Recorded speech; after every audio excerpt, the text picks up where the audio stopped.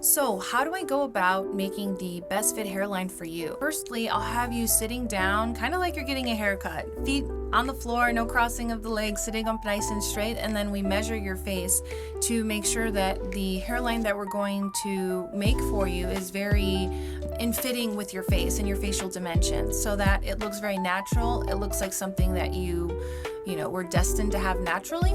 And then there's kind of an artistic aspect of it where I map it out according to your facial features, but then start taking into consideration all of these other things like your family pattern of balding, your ability to take medications or not, your microscopic evaluation, how much hair are you going to lose. So taking all that into consideration while I'm actually drawing the hairline, and then creating these what we call micro irregularities, these little peaks and valleys in the hairline itself to create a very natural look, because no hairline should ever be a completely straight line across. That wouldn't look good on you.